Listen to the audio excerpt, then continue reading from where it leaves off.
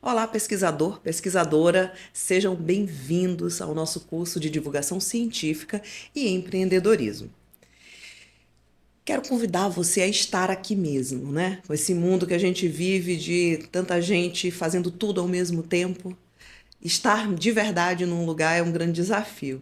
E eu quero lhe convidar para estar mesmo conosco e espero, tenho as melhores estimas de que esse seja um momento valoroso. Bem, essa sou eu.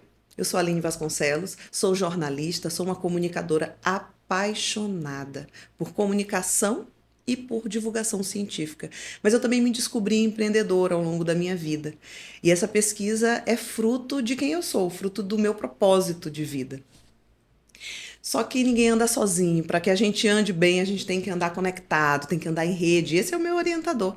Essa é a rede onde essa pesquisa está inserida. Essa pesquisa é fruto do mestrado em comunicação pela Universidade Federal do Maranhão, pelo PPG Compro, também da UFMA, e no meu grupo de pesquisa, que é o Etc. Economia, Tecnologia e Comunicação.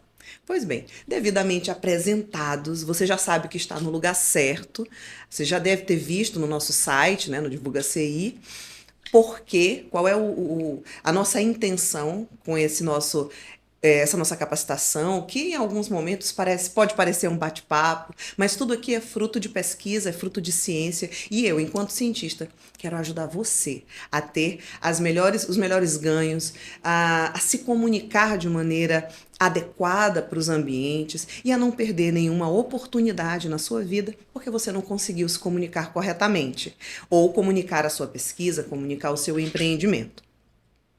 Bem, vou mostrar o contexto dessa pesquisa, que ela não surgiu do nada, né? Desde 2009 eu trabalho com divulgação científica, estive ali na FAPEMA, esse é o meu livro, só que não é só meu, é meu e da Relações Públicas Priscila Ramos. Nós redigimos esse livro como, na época, trabalhávamos na Fundação de Amparo à Pesquisa do Maranhão e ficávamos sempre numa ansiedade de dizer, poxa, esse pesquisador sabe tanto, mas ele não consegue passar o conhecimento dele de maneira assertiva. Então, numa tentativa de auxiliar esse pesquisador, nós nós fizemos, né, o Relaciona Mídia, que é um manual de relacionamento com a mídia voltado especificamente para pesquisador. Nesse caso aqui foi para o pesquisador maranhense, mas, muito bem, o conteúdo dele é adequado para todo pesquisador que se entender alguém que precise desses conteúdos. De lá para cá muita coisa mudou. Eu migrei para outras áreas no mercado de trabalho. Em 2023, eu ingressei novamente numa universidade federal e no mestrado. E aí todo esse sonho voltou. E nós estamos aqui como fruto de um sonho, mas também como fruto de muito trabalho duro, de muita pesquisa. Então, aqui a gente tem o registro, né, do grupo da UFMA, turma da Universidade Federal, além do professor doutor Wilson da Costa Bueno, que veio para o lançamento do nosso livro. Foi uma grande satisfação recebê-lo aqui. Então, você já deve ter feito essa pergunta. Por que você está aqui? Você está aqui porque você enxerga na sua pesquisa uma pesquisa aplicada? Você se enxerga como um empreendedor dos seus atributos enquanto profissional? Bem, nesse curso a gente vai aprender algumas coisas com relação a isso e vocês serão instigados a buscarem em si essas perguntas.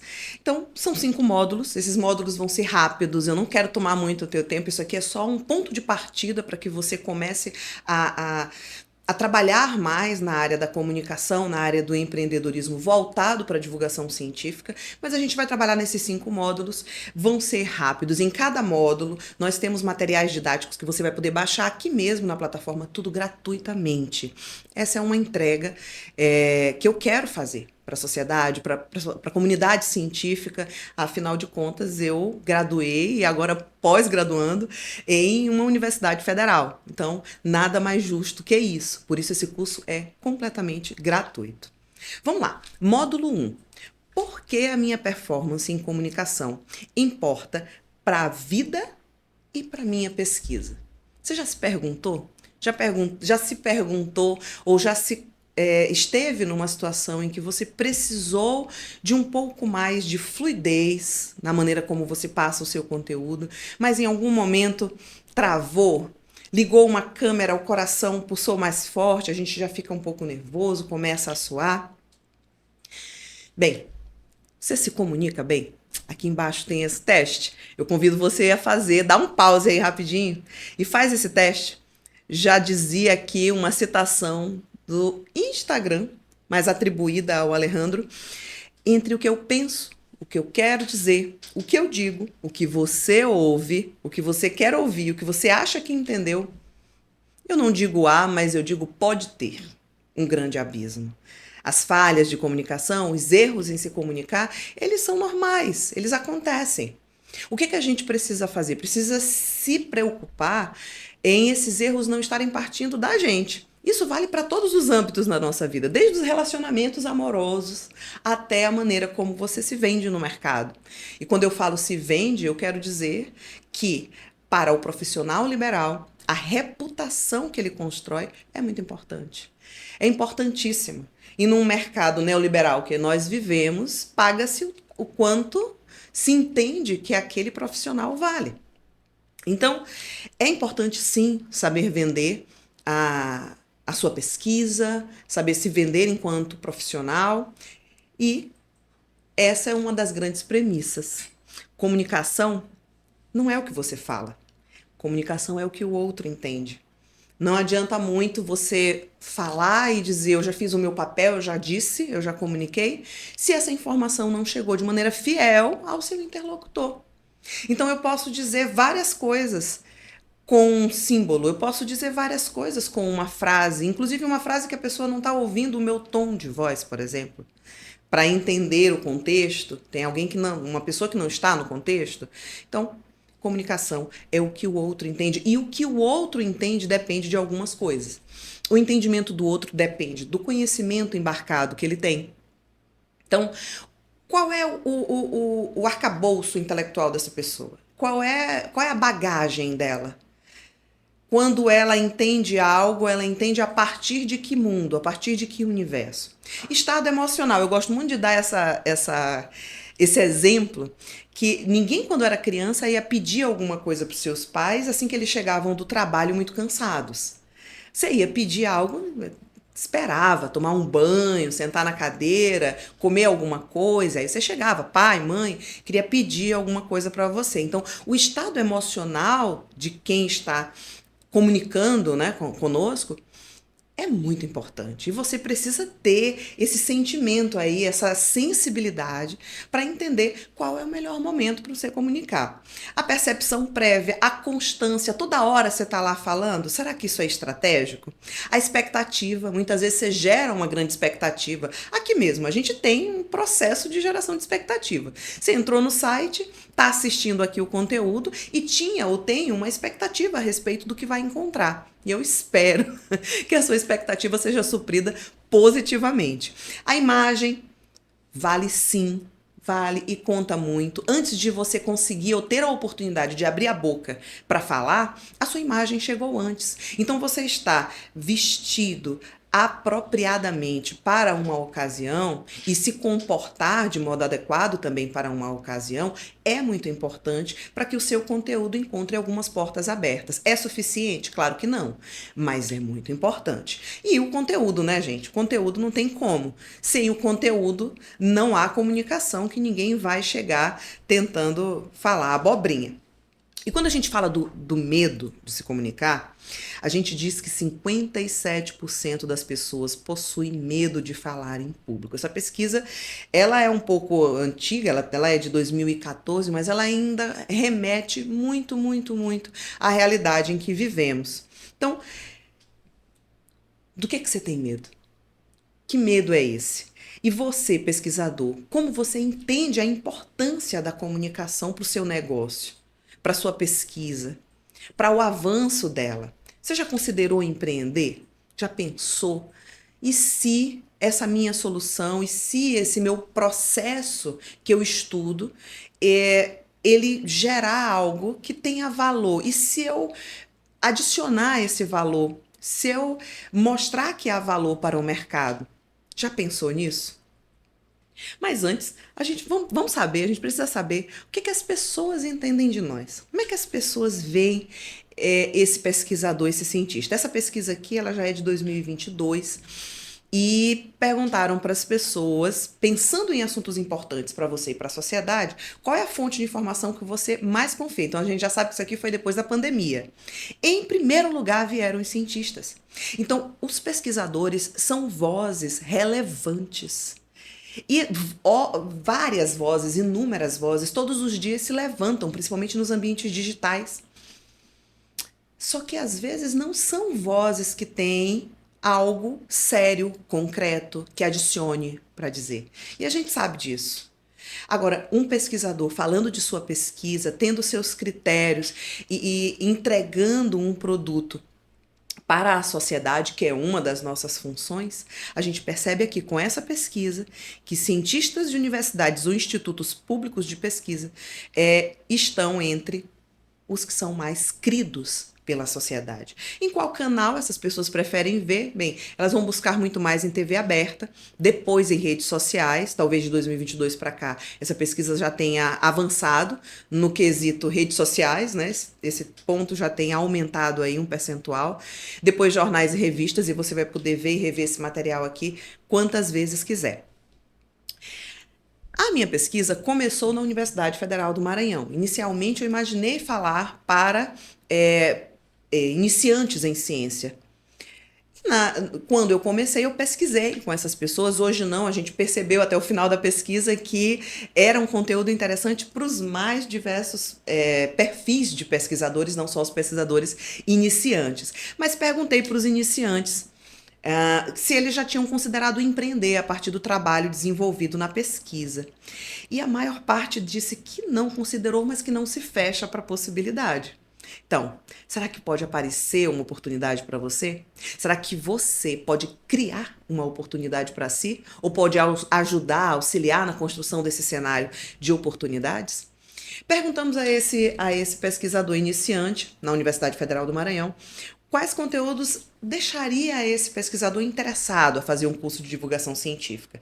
E eles podiam responder mais de um assunto. E o que ganhou foi técnica de apresentação, oratória, postura, voz, seguido de conhecer oportunidades no mercado. Ferramentas de gestão emocional também teve ali uma boa parcela de pessoas que se interessaram. Pois bem, sabendo que havia interesse, aqui foi o formato e canal mais interessante, todos eles disseram que esse canal aqui pelo qual a gente está falando, se comunicando, era o que eles preferiam. E por isso chegamos nesse momento, por isso chegamos neste curso. E o que é uma comunicação bem feita? Vou mostrar um vídeo para vocês agora, e uma parte pelo menos dele, e a gente vai conversar a respeito disso.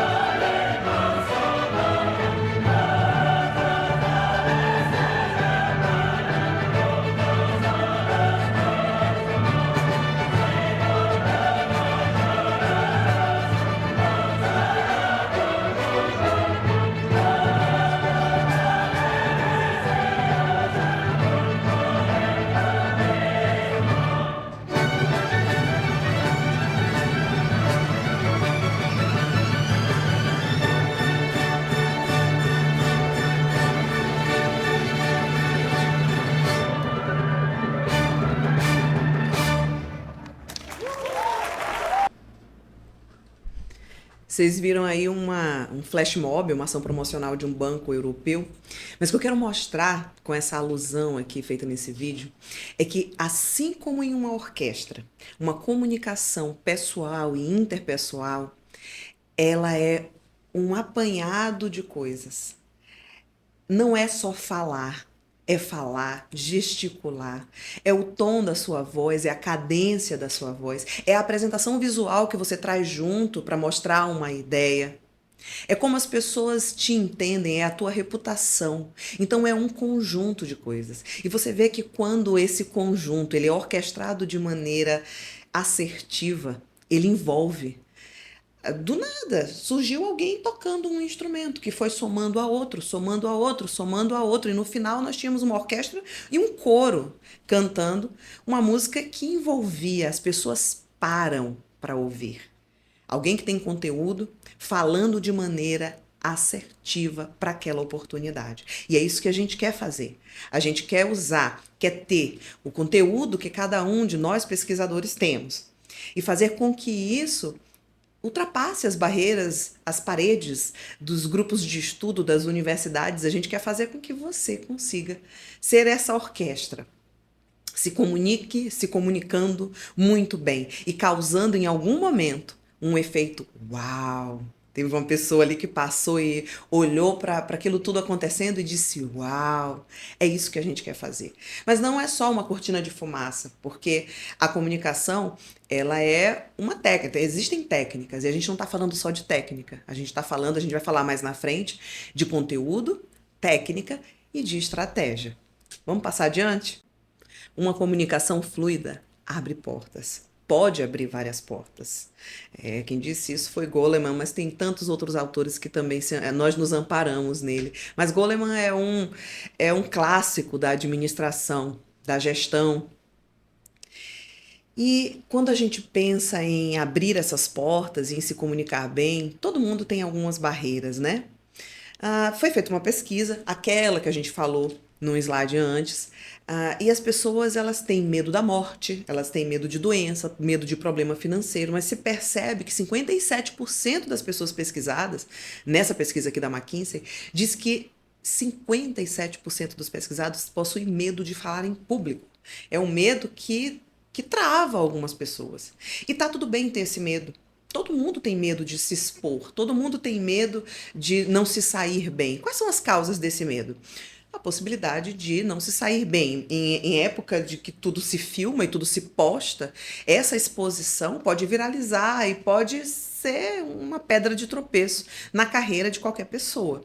Mas isso não deve nos impedir de avançar. Isso deve fazer com que a gente se prepare cada vez mais para assumir alguns papéis. E se você se considera um comunicador ou alguém que quer melhorar os seus atributos em comunicação, você é meu convidado para seguir adiante. O medo de ser julgado tá ali, o medo de não conhecer o assunto ou mesmo de esquecer, dar um branco, acontece, né? A falta de experiência em falar em público. Então, quando você deixa de aproveitar uma oportunidade de falar em público, você diz para o seu cérebro que ele não entende o que é certo e o que é errado, ele entende o que dá prazer e o que não dá prazer.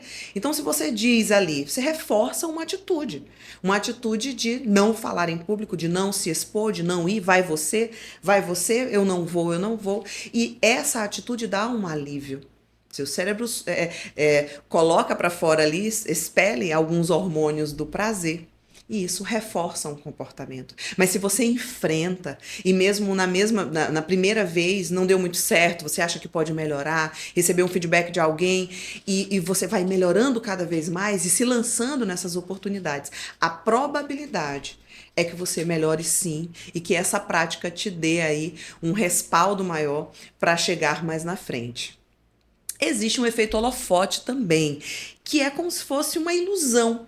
Sabe, tá aqui, Freud, aliás, Gilbert e Ross falam disso, que o efeito holofote é quando você acha que simplesmente está todo mundo olhando para você. Quando, na verdade, as pessoas estão preocupadas com seus checklists, com as suas vidas, com seus compromissos, mas a impressão que a gente tem algumas vezes é que as pessoas estão nos olhando, estão nos julgando. É conhecido como um fenômeno psicológico que nos leva a ter uma percepção diferente da realidade. E aí sim, agora sim eu chamo Freud, que ele diz que ainda que alguém de fato julgue você, é, isso é só um mecanismo de defesa psicológico daquele que o julga. Aquela pessoa está falando muito mais a respeito de si do que a seu respeito. Então isso é meio que libertador, tá? Existem alguns exercícios para combater o medo. Parece bobagem, mas funciona, tá? Quero convidar você numa próxima oportunidade de exposição pública, que você ficar nervoso, respira lentamente pelo nariz e solta pela boca algumas vezes. Não estimule o nervosismo, imponha ao seu corpo uma atitude tranquila. Então, evite ficar estalando os dedos, batendo em alguma coisa, pegando uma caneta e fazendo teco, teco, teco, teco, pegando aqui no cabelo, muita gente faz isso. Então, imponha ao seu corpo uma atitude tranquila. Isso é de maneira consciente. Não deixe o seu ombro baixar, não fique com uma imagem de alguém que já entrou derrotado ali. Não fale para dentro, não se arqueie.